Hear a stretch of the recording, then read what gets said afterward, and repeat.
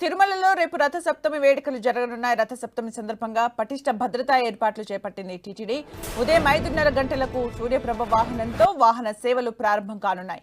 అటు ఈ రథ సప్తమి వేడుకలకు 2 లక్షల మంది భక్తులు వస్తారని అధికారులు అంచనా వేస్తున్నారు. తిరుపతిలో జరిగిన తొక్కిసలాట ఘటన నేపథ్యంలో టీటీడీ అలర్ట్ అయింది. భక్తులకు ఎలాంటి ఇబ్బందులు తలెత్తకుండా ఉండేందుకు అధికారులు అన్ని ఏర్పాట్లు చేస్తున్నారు.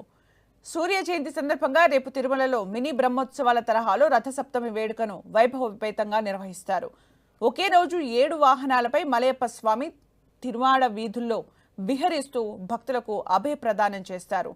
ఈ సందర్భంగా భారీ సంఖ్యలో తిరుమలకు తరలివచ్చే అవకాశం ఉండటంతో ఇవాల్టి నుంచి 5వ తారీఖు వరకు స్లాటెడ్ సర్వదర్శనం టికెట్లను రద్దు చేసింది టీటీడీ.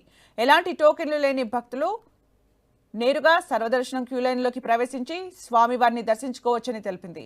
రేపటి ఆర్జిత సేవలతో పాటు సిఫార్సు లేఖలపై వీఐపీ బ్రేక్ దర్శనాలను రద్దు చేసినట్లు అధికారులు తెలిపారు.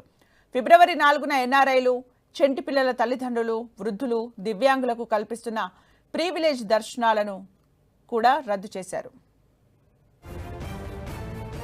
మరిన్ని అప్డేట్స్ మా ప్రతినిధి శ్రీనివాస్ అందిస్తారు. శ్రీనివాస్.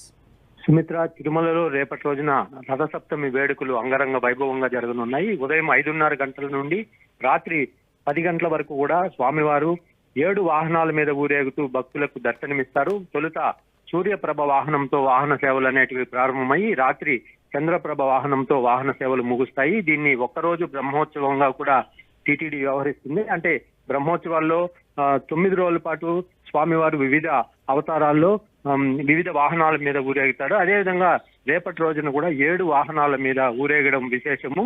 అయితే ఇందుకు సంబంధించి భారీగా భక్తులు తిరుమలకు తరలి వస్తారని టీటీడీ అంచనా వేసింది. ఇప్పటికే దాదాపుగా 2 లక్షల మంది భక్తులు రేపు తిరుమలకు చేరుకుని వాహన సేవల్లో పాల్గొంటారని టీటీడీ అంచనా వేసింది. ఇందుకు సంబంధించి మాడవీధుల్లో ఎక్కడైతే గ్యాలరీల్లో భక్తులు వేచి ఉంటారో అక్కడంతా కూడా చలువ పందిళ్లను అంటే జర్మన్ షెడ్స్ ను ఏర్పాటు చేశారు. అదేవిధంగా ఆ షెడ్యూల్లో ఉండే భక్తులకు నిరంతరాయంగా అన్నప్రసాదాలు కావచ్చు, మంచినీరు, పాలు, టీ, కాఫీ అన్నింటినీ కూడా సప్లై చేయడానికి టీటీడీ ఏర్పాట్లు చేసింది. ఇటు మరో అంటే ఈ 3 రోజుల పాటు అంటే ఈ రోజు రేపు ఎల్లుండి కూడా ఎవరైతే సర్వదర్శనానికి టికెట్లు తిరుపతిలో జారీ చేశారో అవి కూడా పూర్తిగా క్యాన్సిల్ చేసింది. వచ్చే భక్తులందరూ కూడా సర్వదర్శనం క్యూ లైన్ లో అంటే వైకుంఠం క్యూ కాంప్లెక్స్ లో వేచి ఉండి స్వామివారిని దర్శించుకోవడానికి కూడా ఏర్పాట్లు చేసింది. అంటే ఎటువంటి అవాంఛనీయ ఘటనలు చోటు చేసుకోకుండా కూడా టీటీడీ ఏర్పాట్లు చేసింది.